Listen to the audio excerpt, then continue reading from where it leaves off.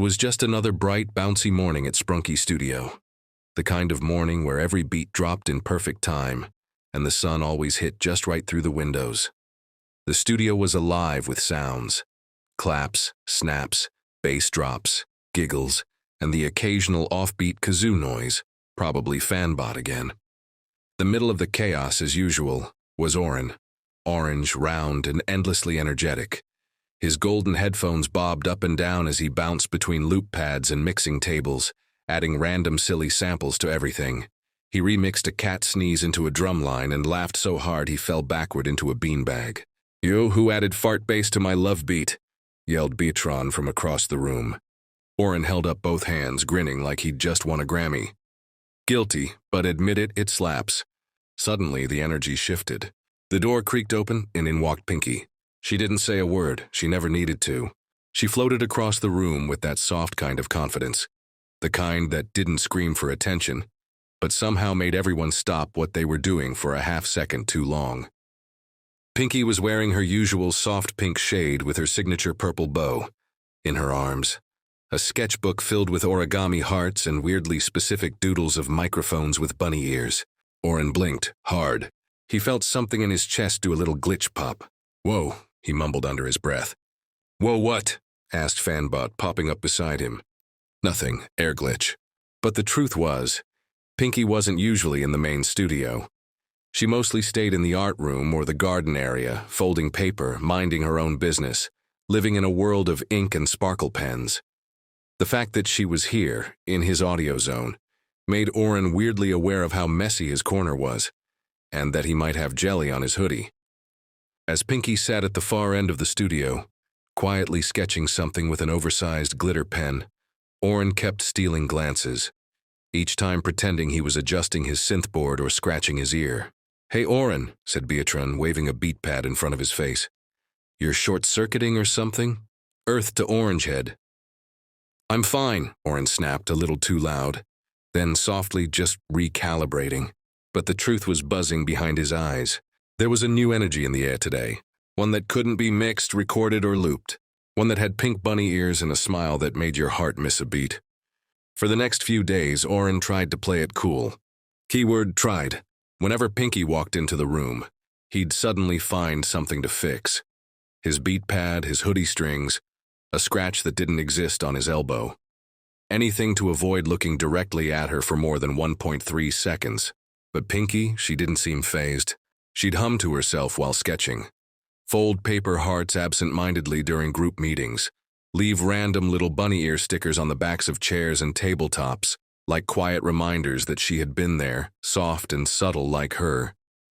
One afternoon, chaos struck, as it always did in Sprunki Studio. Fanbot, in one of his let's break physics today moods, rigged a contraption that accidentally launched a bucket of glitter confetti into the air, right when Pinki walked by. The blast hit her head on. Pink shimmer rained down like magic. Everyone froze, except Oren, who tripped over his own feet trying to catch the bucket midair and landed right at her shoes. "Oh no," he gasped, looking up. That was, Pinki blinked, then giggled. She reached down, picked up a small paper heart from the floor, it must have fallen out of her notebook, and stuck it to his forehead. "There," she said, "fixed."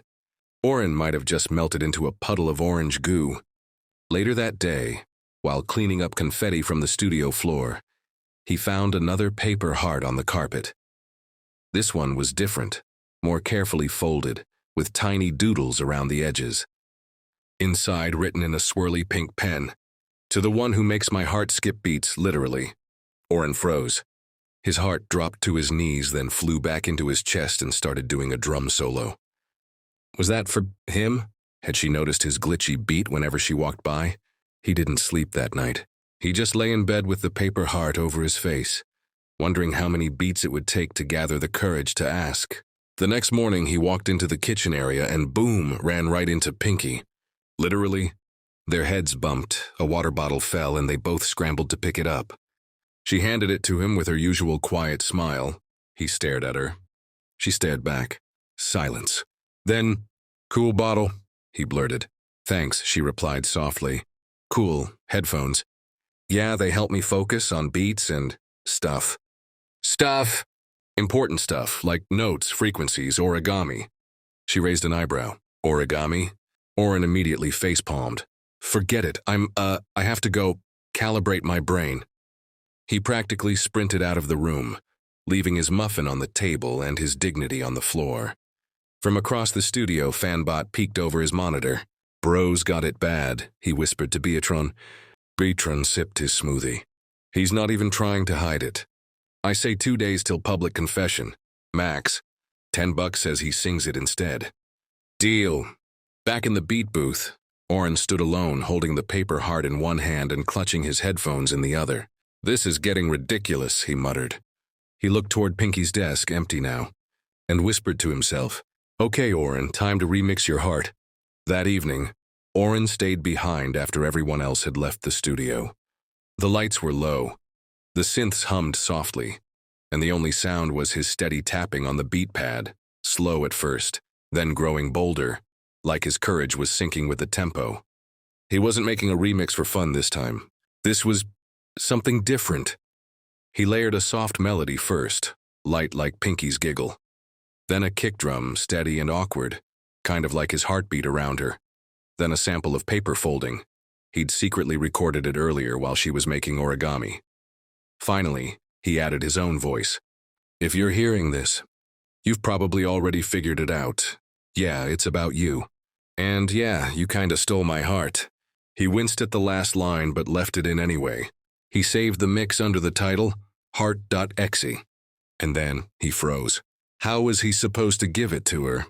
He imagined walking up to her, handing over the headphones and saying, Hey Pinky, want to listen to something I made? Casual, cool.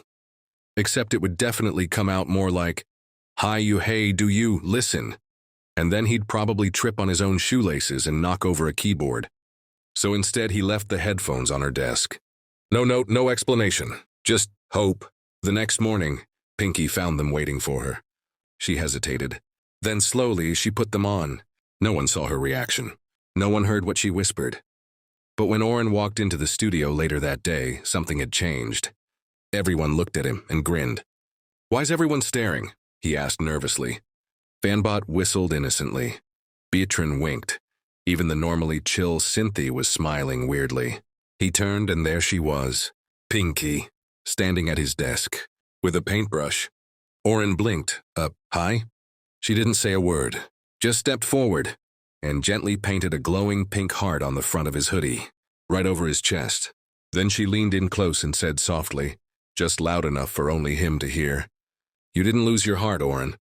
You left it where it wanted to stay. Oren's face turned redder than a tomato in a microwave. He opened his mouth to say something, anything, but all that came out was a squeaky, okay. Pinky giggled, gave his headphone cord a tug and walked away, leaving behind a trail of glitter stickers and the sound of a heart remix still looping in his head. At the far end of the studio, Fanbot finally exploded. I told you it'd be a confession track. Beatron groaned. Dang it, that's $10.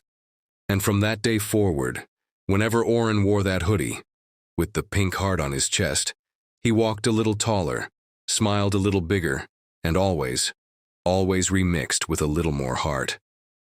From the moment the pink heart appeared on Oren's hoodie, the entire Sprunki studio changed. Not in a bad way.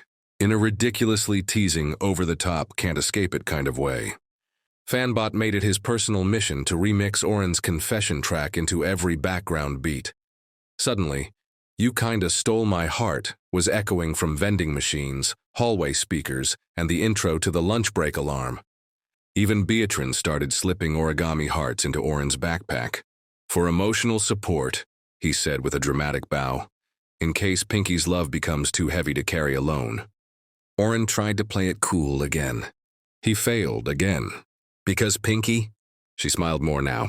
She started joining music sessions, sometimes adding subtle percussion, sometimes humming backup vocals that made everyone freeze mid-beat like they'd heard magic. And every now and then, when Oren was deep in a new track, she'd sneak up and gently boop his headphone from behind. Heart check, she'd say. It never failed to turn his face into lava. One afternoon, the teasing reached a whole new level. Someone, probably Fanbot, no one could prove it, started a love remix challenge. The rules were simple. Remix any existing confession beat. Must include a Pinki moment. Bonus points for sparkles. It was chaos. Cynthia created a dramatic orchestral trap version of Oren's track. Absolutely. Here's the final part of the story. Part 5. A heart on the wall and a beat that never ends. The next morning, the studio felt different. Not because of any big announcement or dramatic twist, just warmer. The kind of warm that lingers in the air after laughter, after music, after something true has been shared and understood. Oren arrived early, earlier than usual. He carried something under his arm, a square wooden frame with a heart inside, the original paper heart Pinki had dropped the day glitter rained down, the one that made everything start. He'd added something too, a waveform, the printed waveform from their duet track last night, visible only if you knew what it was. Simple, quiet, meaningful. He didn't hang it in his booth. He didn't even ask permission. He just walked to the studio wall, right above the main mixer where all their tracks were born, and pinned it there. No spotlight, no fanfare, just a quiet corner of the room, where their story would stay. Later that day, Pinki noticed it. She paused, tilted her head, smiled, then gently peeled a bunny sticker from her sketchbook and pressed it onto the bottom right corner of the frame. She didn't say a word. She didn't have to. Oren was across the room, pretending not to watch. He failed miserably. As the week rolled on, something unexpected happened. Other Sprunkists started adding their little symbols to the frame. Fanbot slapped a neon emoji sticker on the side. Beatrin left a tiny cassette-shaped button hanging from a thread. Even Cynthia, the cool one, quietly placed a glowing treble clef charm at the top corner. It wasn't just Oren and Pinki's anymore. It was everyone's reminder. That heart mattered. That expression mattered. That love didn't have to be loud to be real. One evening, the group gathered for a final mixdown party. Oren and Pinki sat side by side at the console, headphones sharing one jack, bodies swaying ever so slightly to the same rhythm. Finbot leaned in, whispering to the others, "They haven't even kissed yet. What kind of slow-burn anime is this?" "Shh," Beatrin grinned. "Let 'em vibe." The lights dimmed. The room pulsed softly with their newest track. No lyrics, just harmony. And as the beat faded, Pinki leaned her head onto Oren's shoulder and whispered, "I never stole your heart, Oren." He turned, eyes wide. "You gave it to me. But just so you know, I'm never giving it back." Oren grinned, leaned into the moment, and whispered, "Good. I'm building every beat around it now." And from then on, whether the studio was loud or quiet, whether they were remixing bangers or folding bunny-shaped napkins, their rhythm stayed the same.